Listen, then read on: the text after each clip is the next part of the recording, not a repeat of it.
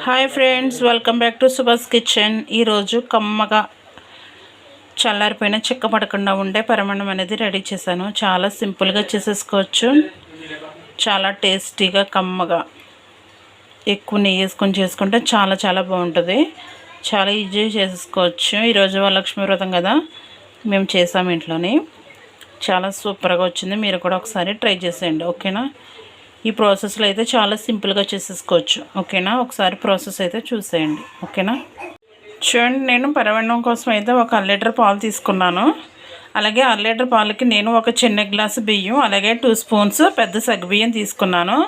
మనం పాలు కాసుకోవడానికి ముందే సగ్గుబియ్యం చూడండి, బియ్యం అలాగే ఈ సగ్గుబియ్యం కూడా కడిగేసుకుని ముందే కొంచెం నానబెట్టేసుకోవాలి మనము. ఇప్పుడు 2 సార్లు వీటిని వాష్ చేసుకుందాము. చూడండి, ఇలా కొంచెం వాటర్ వేసుకుని మనం నానబెట్టేసుకుని ఇప్పుడు పాలు అనేది స్టవ్ మీద పెట్టేసుకోవచ్చు. ఈ పాలు కాగే లోపల మనకి సగ్గుబియ్యం అలాగే బియ్యం కూడా బాగా నానుతాయి, ఓకేనా. ఆల్రెడీ పరమాన్నం అన్నది ఫస్ట్ నేను ఒక లాంగ్ వీడియో చేశాను. దాని ప్రాసెస్ వేరేగా ఉంది. అదైతే బాగా సింపుల్. ఇదైతే బియ్యం నానబెట్టుకోవడం కన్నా చేయాలి. ఒకవేళ అది కూడా కావాలంటే ఎవరైనా చూడొచ్చు. లింక్ వచ్చేసి డిస్క్రిప్షన్లో ఇస్తాను, ఓకేనా. ఇప్పుడు పాలు అయితే మనం 2 పొంగులు వచ్చేంత వరకు కాసుకుందాము. అప్పుడులో అలాగా మనకి ఈ సగ్గుబియ్యం అలాగే బియ్యం కూడా నానుతాయి, ఓకేనా. పాలు మరుగుతున్నాయి కదా, ఇప్పుడు మనం డ్రై ఫ్రూట్స్ వేపుకుందాం ఇందులోకి. చూడండి, నేనైతే ప్యాన్ పెట్టుకుని ఒక 3 స్పూన్స్ అయితే నెయ్యి వేసుకున్నాను. పరమాన్నంలోకి అయితే ఎక్కువ నెయ్యి పడుతుంది. నేను సింపుల్ పద్ధతిలో చేస్తున్నాను, వేరువేరుగా కాకుండా ఒకే విధంగా చేసేస్తున్నాను నేను. ఇప్పుడు నెయ్యి కరిగిన తర్వాత మనం డ్రై ఫ్రూట్స్ వేపుకుందాము. చూడండి, మనకి నూనె అయితే కరిగిపోయింది. ఇప్పుడు జీడిపప్పు అలాగే కిస్మిస్ వేపుకుందాము. ఈ 2 బాగా వేపుకుందాము. చూడండి, మనకి డ్రై ఫ్రూట్స్ కూడా బాగా వేగిపోయాయి కదా, ఇవి కూడా పక్కన పెట్టేసుకుందాము. మనకి పాలు అయితే బాగా మరుగుతున్నాయి కదా, ఇప్పుడు ముందుగా నానబెట్టుకున్న సగ్గుబియ్యం బియ్యం వేసేసుకుందాము. నీళ్ళు తీయవలసిన అవసరం లేదు. ఆల్రెడీ 2-3 సార్లు వాష్ చేసుకున్న తర్వాత నీళ్ళు వేసాము కాబట్టి తీయవలసిన అవసరం లేదు, అలాగే వేసేసుకోవచ్చు. బాగా కలుపుకుందాం ఒకసారి.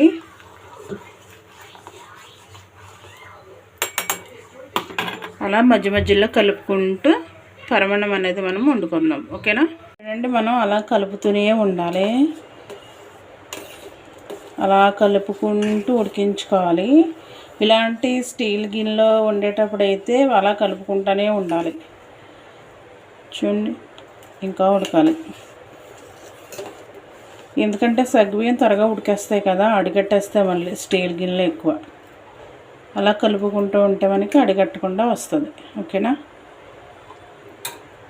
మనం ఇది ఉడికేలోగా ఒక 4 యాలకులు చెదగొట్టుకుందాము. చూడండి, ఇప్పుడు యాలకులు వేసేసుకుంటున్నాను. ఆల్మోస్ట్ మనకి పరమాన్నం అనేది ఉడికిపోయింది. చూడండి, అంటే ఇంకా మనకి చల్లారిపోయినా సరే చెక్క పడకుండా ఉంటుంది అన్నమాట. ఎలా అయితే చూసారా. ఒకసారి కలిపేసుకుని మనం బెల్లం కూడా వేసేసుకుందాము. ఇప్పుడు బెల్లం వేసేసుకుందాము.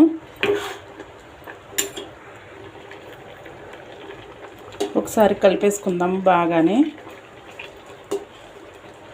స్టవ్ ఆపేసుకున్నా పర్లేదు, అలా ఉంచుకున్నా పర్లేదు, ఏమీ విరగదు చేయదు, ఓకేనా. స్టవ్ ఉంచుకున్న పాలు అనేది విరగవు, అలాగే వెలుగు ఆపేసినా సరే ఏమవుతుంది. ఇలాగే కలిపేసుకోవచ్చు, ఓకేనా.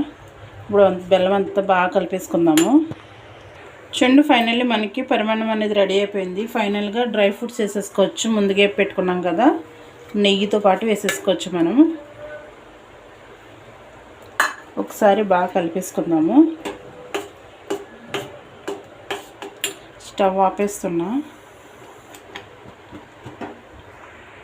చూడండి, ఫైనల్లీ మనకి ఎంతో కమ్మగా ఉండే పరమాన్నం అనేది రెడీ అయిపోయింది. చూసారు కదా. ఇప్పుడు వేరే బౌల్లో తీసుకుందాము.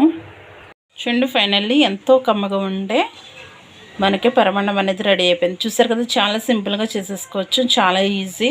మనకి 10 to 15 మినిట్స్లో మొత్తం పరమాన్నం అనేది అయిపోద్ది. చూసారు కదా, చాలా సింపుల్గా అయిపోయింది. నచ్చినట్లయితే లైక్ చేయండి, షేర్ చేయండి, మా ఛానల్ని సబ్స్క్రైబ్ చేసుకోండి, ఓకేనా. Thank you for watching.